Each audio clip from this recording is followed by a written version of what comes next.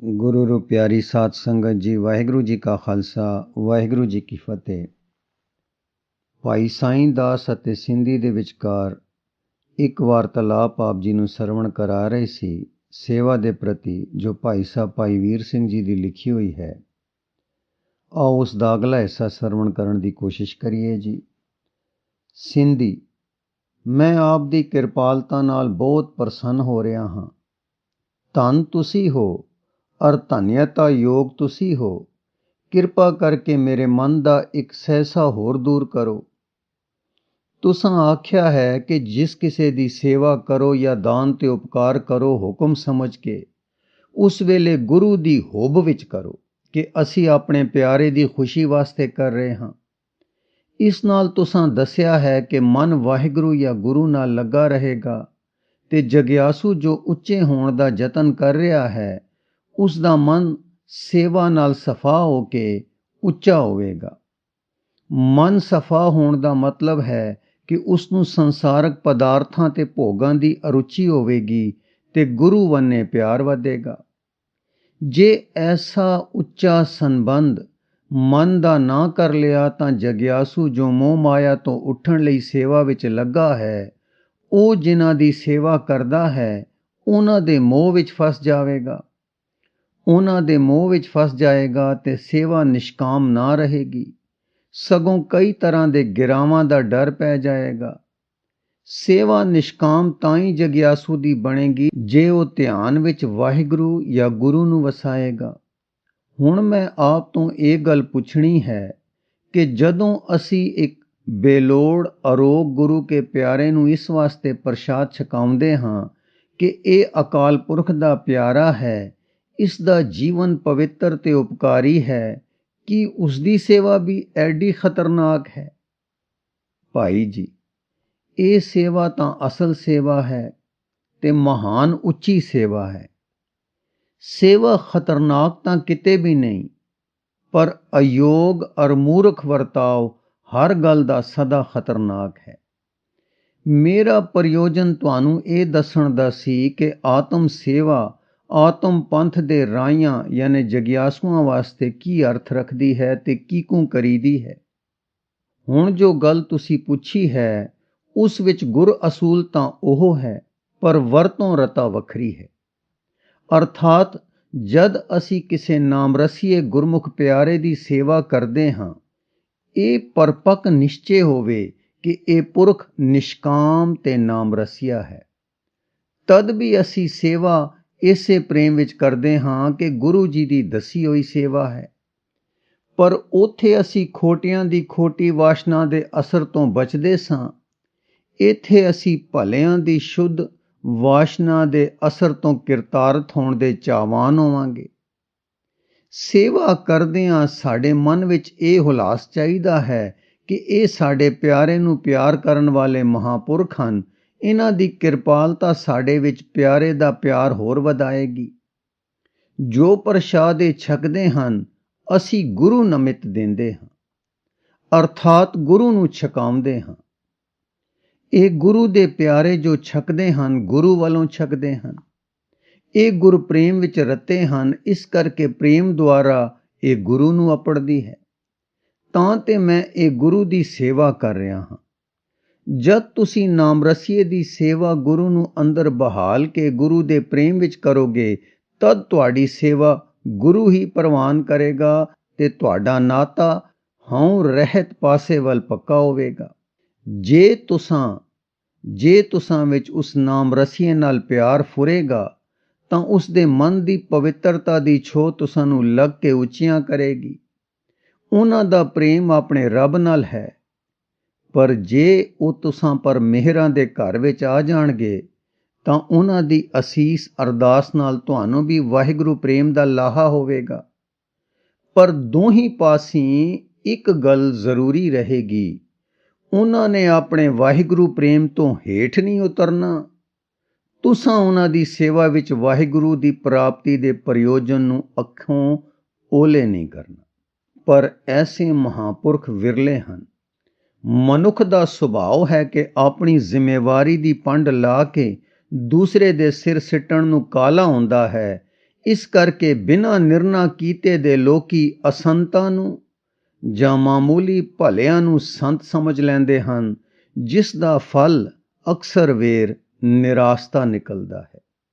ਫਿਰ ਦੁਹਰਾ ਦਈਏ, ਪਰ ਦੋਹੀਂ ਪਾਸੀਂ ਇੱਕ ਗੱਲ ਜ਼ਰੂਰੀ ਰਹੇਗੀ, ਉਹਨਾਂ ਨੇ ਆਪਣੇ ਵਾਹਿਗੁਰੂ ਪ੍ਰੇਮ ਤੋਂ ਹੇਠ ਨਹੀਂ ਉਤਰਨਾ। ਤੁਸਾਂ ਉਹਨਾਂ ਦੀ ਸੇਵਾ ਵਿੱਚ ਵਾਹਿਗੁਰੂ ਦੀ ਪ੍ਰਾਪਤੀ ਦੇ ਪ੍ਰਯੋਜਨ ਨੂੰ ਅੱਖੋਂ ਓਹਲੇ ਨਹੀਂ ਕਰਨਾ। ਪਰ ਐਸੇ ਮਹਾਂਪੁਰਖ ਵਿਰਲੇ ਹਨ। ਮਨੁੱਖ ਦਾ ਸੁਭਾਅ ਹੈ ਕਿ ਆਪਣੀ ਜ਼ਿੰਮੇਵਾਰੀ ਦੀ ਪੰਡ ਲਾ ਕੇ ਦੂਸਰੇ ਦੇ ਸਿਰ ਸਿੱਟਣ ਨੂੰ ਕਾਲਾ ਹੁੰਦਾ ਹੈ। ਇਸ ਕਰਕੇ ਬਿਨਾਂ ਨਿਰਣਾ ਕੀਤੇ ਦੇ ਲੋਕੀ ਅਸੰਤਾਂ ਨੂੰ ਜਾਂ ਮਾਮੂਲੀ ਭਲਿਆਂ ਨੂੰ ਸੰਤ ਸਮਝ ਲੈਂਦੇ ਹਨ, ਜਿਸ ਦਾ ਫਲ ਅਕਸਰ ਵੇਰ ਨਿਰਾਸਤਾ ਨਿਕਲਦਾ ਹੈ। ਵੇਖੋ, ਜੇ ਤੁਸੀਂ ਕਿਸੇ ਨੂੰ ਸੰਤ ਜਾਂ ਉਸ ਤੋਂ ਵੀ ਵਡੇਰਾ ਗੁਰਮੁਖ ਸਮਝ ਬੈਠੇ ਤੇ ਉਸ ਨੂੰ ਪਰਮੇਸ਼ਰ ਭੁੱਲਿਆ ਹੋਇਆ ਹੈ ਤੇ ਤੁਹਾਨੂੰ ਵੀ ਪਰਮੇਸ਼ਰ ਭੁੱਲਿਆ ਹੋਇਆ ਹੈ, ਤਾਂ ਤੁਸੀਂ ਦੋਵੇਂ ਇੱਕ ਸਾਕਾਦਾਰੀ ਜਾਂ ਭਾਈਚਾਰੇ ਦੇ ਮੇਲੀ ਹੋ ਗਏ। ਸਤਸੰਗ ਕਿੱਥੇ ਰਿਹਾ? ਜੇ ਪਰਮਾਰਥ ਦੇ ਆਕਾਸ਼ ਦਾ ਤਾਰਾ ਜਿਸ ਨੂੰ ਵੇਖ ਕੇ ਪੰਧ ਕੱਟਣਾ ਸੀ, ਅਰਥਾਤ ਅਕਾਲ ਪੁਰਖ ਤੁਹਾਡੇ ਦੋਹਾਂ ਦੇ ਹਿਰਦੇ ਨੇਤਰਾਂ ਤੋਂ ਓਹਲੇ ਹੈ, ਤਾਂ ਤੁਸੀਂ ਦੋਵੇਂ ਕਿਸੇ ਹੋਰ ਰਾਹੇ ਪੈ ਜਾਓਗੇ ਕਿ ਨਹੀਂ? ਫਿਰ ਦੱਸੋ ਸਲਾਮਤੀ ਕਿੱਥੇ? ਅਸਲੀ ਸੰਤਾਂ ਤੇ ਗੁਰਮੁਖਾਂ ਨੂੰ ਹੁਕਮ ਹੈ ਕਿ ਜੀਵਾਂ ਨੂੰ ਨਾਮ ਜਪਾਓ ਤੇ ਮੇਰੇ ਪ੍ਰੇਮ ਵਿੱਚ ਲਾਓ।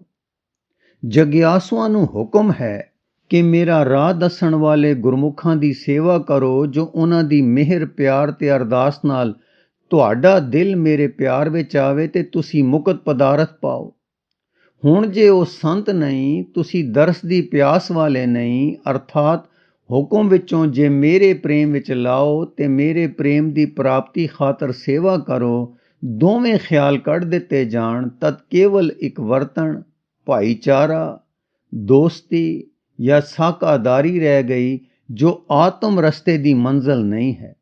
ਤੇ ਫਿਰ ਉਹ ਗੱਲ ਹੋ ਜਾਏਗੀ, ਗੁਰ ਪਾਸੋਂ ਫਿਰ ਚੇਲਾ ਖਾਏ, ਤਾਮ ਪ੍ਰੀਤ ਵਸੈ ਕਰ ਆਏ।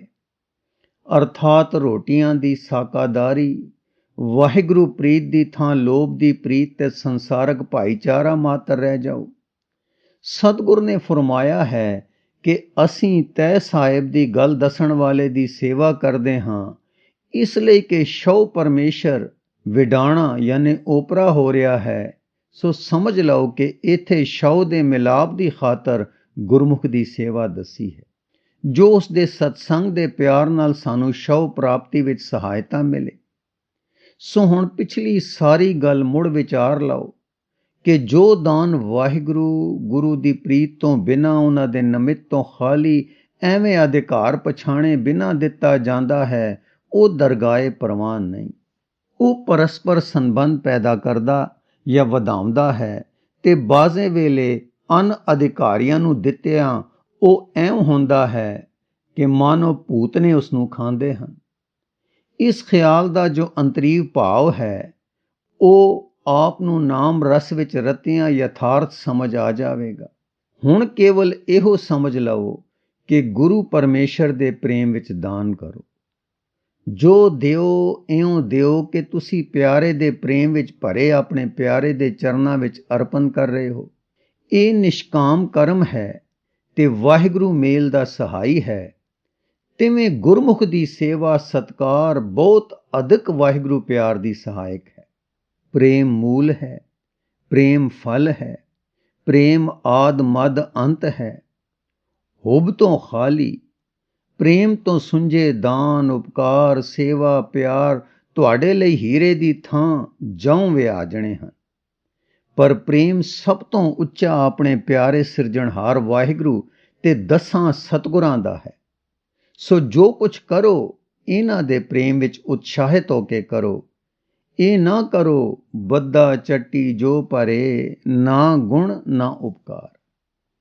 ਇਸ ਸਾਰੇ ਖਿਆਲ ਨੂੰ ਮੈਂ ਇੱਕ ਹੋਰ ਸੌਖੇ ਤਰੀਕੇ ਨਾਲ ਬੇਨਤੀ ਕਰਦਾ ਹਾਂ। ਵਾਹਿਗੁਰੂ ਪਿਤਾ ਹੈ, ਸ੍ਰਿਸ਼ਟੀ ਉਸ ਦੀ ਔਲਾਦ ਹੈ, ਇਸ ਕਰਕੇ ਸਭ ਪ੍ਰਾਣੀ ਸਾਡੇ ਭਰਾਓ ਹਨ। ਹੁਣ ਸੋਚੋ ਕਿ ਮਨੁੱਖ ਮਾਤਰ ਨੂੰ ਅਸੀਂ ਕਦ ਭਰਾਓ ਜਾਣਿਆ? ਜਦ ਅਸਾਂ ਪਹਿਲੇ ਪਰਮੇਸ਼ਰ ਪਿਤਾ ਨੂੰ ਜਾਣਿਆ ਤੇ ਸਮਝਿਆ ਕਿ ਇਹ ਉਸ ਪਿਤਾ ਦੇ ਸਿਰਜੇ ਹੋਏ ਹਨ, ਜਿਸ ਦੀ ਅੰਸ਼ ਅਸੀਂ ਆਪ ਹਾਂ। ਜੇਕਰ ਪਿਤਾ ਨੂੰ ਹੀ ਪਿਤਾ ਨਾ ਸਮਝੀਏ ਤਦ ਸ੍ਰਿਸ਼ਟੀ ਵਿੱਚ ਭਰਾਤਾਪਨ ਸਮਝਣਾ ਕਾਹਦਾ।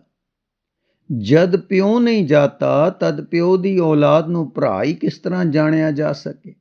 ਜੇ ਤੁਸੀਂ ਪਿਤਾ ਨੂੰ ਪਿਆਰ ਕਰੋ, ਉਸ ਨੂੰ ਹਿਰਦੇ ਵਿੱਚ ਵਸਾਓ ਤੇ ਉਸ ਦੇ ਪਿਆਰ ਦੀ ਖਾਤਰ ਮਨੁੱਖ ਮਾਤਰ ਨੂੰ ਵੀਰ ਜਾਣ ਕੇ ਸੇਵਾ ਕਰੋ, ਤਦ ਭਰਾਵਾਂ ਦੀ ਸਾਰੀ ਸੇਵਾ ਪਿਤਾ ਨੂੰ ਪ੍ਰਵਾਨ ਹੋਊ ਕਿ ਨਾ। ਤੇ ਜੇ ਪਿਤਾ ਵਿਮੁਖ ਹੋ ਕੇ ਪਿਤਾ ਨੂੰ ਭੁਲਾ ਕੇ ਤੁਸੀਂ ਪ੍ਰਾਣੀ ਮਾਤਰ ਦੀ ਸੇਵਾ ਕਰੋ, ਤਦ ਇੱਕ ਤਾਂ ਉਹ ਪਿਤਾ ਨੂੰ ਪ੍ਰਸੰਨ ਨਾ ਕਰੇਗੀ, ਦੂਸਰੇ ਤੁਹਾਡੇ ਨੇਤਰ ਉਸ ਤੋਂ ਮੁੰਦੇ ਰਹਿਣ ਕਰਕੇ ਉਸ ਦਾ ਦਰਸ਼ਨ ਆਪੇ ਹੀ ਨਾ ਹੋਣਾ ਹੋਇਆ, ਸੋ ਨਾ ਹੋਊ। ਤੀਸਰੇ ਜਿੰਨਾ ਜ਼ੋਰ ਚਾਹੇ ਕੋਈ ਲਾਵੇ, ਉਸ ਤੋਂ ਉਹ ਸੇਵਾ ਨਹੀਂ ਹੋ ਸਕੇਗੀ ਜੋ ਪਿਤਾ ਨੂੰ ਜਾਣਿਆ ਭਰਾਵਾਂ ਦੀ ਹੋ ਸਕਦੀ ਹੈ। ਪ੍ਰਤੱਖ ਵੇਖ ਲਓ, ਜਿਸ ਤਰ੍ਹਾਂ ਸੇਵਾ ਇੱਕ ਆਗਿਆਕਾਰੀ ਸਪੁੱਤਰ ਆਪਣੇ ਭਰਾ ਦੀ ਕਰ ਸਕਦਾ ਹੈ, ਉਸ ਤਰ੍ਹਾਂ ਦੀ ਸੇਵਾ ਇੱਕ ਓਪਰੇ ਦੀ ਨਹੀਂ ਕਰ ਸਕਦਾ। ਉਸ ਦੀ ਸੇਵਾ ਵਿੱਚ ਫਰਕ ਪਾਉਣ ਵਾਲਾ ਓਪਰਾਪਨ ਹੈ ਜੋ ਵਿੱਚ ਸਾਫ਼ ਵਿੱਥ ਪਾ ਰਿਹਾ ਹੈ। ਉਸ ਵਿੱਥ ਨੂੰ ਅਪਣਤ ਕੱਢ ਸਕਦੀ ਹੈ ਜੋ ਸਕੇ ਭਰਾਓ ਵਿੱਚ ਤਾਂ ਪਿਤਾ ਦੇ ਕਾਰਨ ਪੈ ਰਹੀ ਹੈ, ਪਰ ਓਪਰੇ ਵਿੱਚ ਨਹੀਂ ਪੈ ਰਹੀ। ਤਿਵੇਂ ਹੀ ਇਹ ਪਰਮੇਸ਼ਰ ਦੇ ਚਰਨਾਂ ਵਿੱਚ ਸੁਰਤ ਰੱਖਣ ਵਾਲਾ, ਉਸ ਦਾ ਪ੍ਰੇਮੀ ਹੀ ਕੇਵਲ ਸਹੋਦਰਤਾ ਦੀ ਸੇਵਾ ਕਰ ਸਕਦਾ ਹੈ, ਔਰ ਸਹੋਦਰਤਾ ਦੀ ਸੇਵਾ ਉਸੇ ਦੀ ਪ੍ਰਵਾਨ ਹੈ ਜੋ ਵਾਹਿਗੁਰੂ ਪਿਤਾ ਦੇ ਪ੍ਰੇਮ ਵਿੱਚ ਸੇਵਾ ਕਰਦਾ ਹੈ। ਸਿੰਧੀ, ਤੁਸਾਂ ਕਿਹਾ ਸੀ ਕਿ ਜਿਸ ਦੀ ਸੇਵਾ ਕਰੋ ਉਸ ਤੋਂ ਓਪਰੇ ਰਹੋ। ਹੁਣ ਦੱਸਿਆ ਨੇ ਕਿ ਆਪਣਾ ਤਪਾਓ, ਦੋਏ ਗੱਲਾਂ ਇੱਕਦਮ ਵਿੱਚ ਕਿਵੇਂ ਠੀਕ ਹੋਣਗੀਆਂ। ਸਾਈਂ ਦਾਸ, ਮੈਂ ਠੀਕ ਕਿਹਾ ਹੈ। ਜਦ ਤੁਸੀਂ ਕਿਸੇ ਦੀ ਸੇਵਾ ਇਹ ਸਮਝ ਕੇ ਕਰਦੇ ਹੋ ਕਿ ਸੇਵਾ ਵਾਹਿਗੁਰੂ ਦਾ ਹੁਕਮ ਹੈ, ਤਾਂ ਤੁਹਾਡਾ ਮਨ ਉਸ ਦੇ ਮਨ ਨਾਲ ਕਿ ਜਿਸ ਦੀ ਤੁਸੀਂ ਸੇਵਾ ਕਰਦੇ ਹੋ ਜਫੀ ਨਹੀਂ ਪਾਏ, ਪਰ ਵਾਹਿਗੁਰੂ ਜੀ ਨਾਲ ਲੱਗਾ ਰਹੇਗਾ। ਜੇ ਤੁਸੀਂ ਕਿਸੇ ਨੂੰ ਭਰਾ ਸਮਝ ਕੇ ਉਸ ਦੀ ਸੇਵਾ ਕਰਦੇ ਹੋ ਤੇ ਭਰਾ ਇਸ ਕਰਕੇ ਸਮਝਦੇ ਹੋ ਕਿ ਅਕਾਲ ਪੁਰਖ ਪਿਤਾ ਹੈ ਤੇ ਸ੍ਰਿਸ਼ਟੀ ਉਸ ਦੇ ਬੱਚੇ ਹਨ, ਤੇ ਸੇਵਾ ਇਹ ਸਮਝ ਕੇ ਕਰਦੇ ਹੋ ਕਿ ਮੈਂ ਆਪਣੇ ਪਿਤਾ ਦੀ ਪ੍ਰਸੰਨਤਾ ਲਈ ਉਸ ਦੇ ਬੱਚਿਆਂ ਨੂੰ ਸੁੱਖ ਦੇ ਰਿਹਾ ਹਾਂ, ਤਾਂ ਵੀ ਤੁਹਾਡਾ ਮਨ ਵਾਹਿਗੁਰੂ ਨਾਲ ਲੱਗਾ ਰਹੇਗਾ। ਇਸ ਸੇਵਾ ਵਿੱਚ ਵੀ ਮੁੱਖ ਤੁਹਾਨੂੰ ਵਾਹਿਗੁਰੂ ਰਿਹਾ ਤੇ ਭਰਾ ਤੁਹਾਨੂੰ ਵਾਹਿਗੁਰੂ ਜੀ ਨਾਲੋਂ ਗੌਣ ਜਿਹੇ ਰਹੇ। ਸੋ ਦੇਖ ਲਓ, ਜਿਸ ਨੂੰ ਤੁਸਾਂ ਨੇ ਉਲਟ ਭਾਵ ਸਮਝਿਆ ਸੀ, ਉਹਨਾਂ ਦਾ ਫਲ ਇੱਕੋ ਹੈ ਕਿ ਤੁਹਾਡਾ ਮਨ ਵਾਹਿਗੁਰੂ ਜੀ ਨਾਲ ਲੱਗਾ ਰਿਹਾ। ਵਾਹਿਗੁਰੂ ਜੀ ਨਾਲ ਲੱਗਾ ਮਨ ਵਾਹਿਗੁਰੂ ਜੀ ਦਾ ਰੰਗ ਪਕੜਦਾ ਜਾਏਗਾ। ਅੰਤ ਜਦ ਤੁਸੀਂ ਵਾਹਿਗੁਰੂ ਜੀ ਨਾਲ ਜਾ ਮਿਲੋਗੇ ਤਾਂ ਤੁਹਾਨੂੰ ਸਾਰੇ ਵਾਹਿਗੁਰੂ ਦਾ ਪ੍ਰਭਾਵ ਪਏਗਾ। ਫਿਰ ਤੁਸੀਂ ਦਇਆ, ਧਰਮ ਤੇ ਮਿਹਰ ਦਾ ਬੱਦਲ ਹੋ ਕੇ ਵਸੋਗੇ। ਉਦੋਂ ਜੋ ਕੁਝ ਹੋਵੋਗੇ ਸੋ ਉਦੋਂ ਜਾਣਨਾ। ਇਸ ਵੇਲੇ ਜਗਿਆਸਾ ਅਵਸਥਾ ਦੀ ਸੇਵਾ ਦੇ ਪ੍ਰਕਾਰ ਮੈਂ ਦੱਸ ਰਿਹਾ ਹਾਂ। ਜਗਿਆਸੂ ਦੀ ਸੇਵਾ ਵਿੱਚ ਮੁੱਖ ਯਤਨ ਇਹ ਹੁੰਦਾ ਹੈ ਕਿ ਕਿਵੇਂ ਇਹ ਨਿਸ਼ਕਾਮ ਹੋਵੇ, ਪਰੰਤੂ ਪੂਰਨ ਪੁਰਖ ਦੀਆਂ ਕਾਮਨਾ ਪੂਰਨ, ਸੰਪੂਰਨ ਤੇ ਸਮਾਪਤ ਹੋ ਚੁੱਕੀਆਂ ਹੁੰਦੀਆਂ ਹਨ। ਉਸ ਤੋਂ ਮਿਹਰ ਦਾ ਮੀਂਹ ਸੁੱਤੇ ਸੁਭਾਅ ਵਸਦਾ ਹੈ। ਸੋ ਹੁਣ ਸੰਖੇਪ ਕਰਕੇ ਮੈਂ ਦੁਹਰਾ ਦਿੰਦਾ ਹਾਂ।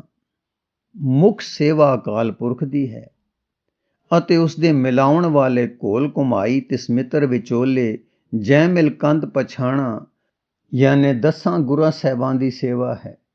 ਉਹ ਮਿੱਤਰ ਵਿਚੋਲਾ ਗੁਰਮੁਖ ਸਤਸੰਗ ਸੇਵਾ ਦੱਸਦਾ ਹੈ। ਅਸੀਂ ਅਕਾਲ ਪੁਰਖ ਤੇ ਗੁਰੂ ਦੇ ਹੁਕਮਾਂ ਵਿੱਚ ਇੱਕ ਚਾਅ ਨਾਲ ਸਾਧ ਸੰਗਤ ਦੀ ਸੇਵਾ ਕਰਦੇ ਹਾਂ। ਗੁਰੂ ਕਹਿੰਦਾ ਹੈ ਵਿੱਚ ਸੰਗਤ ਹਰ ਪ੍ਰਭ ਵਰਤਦਾ।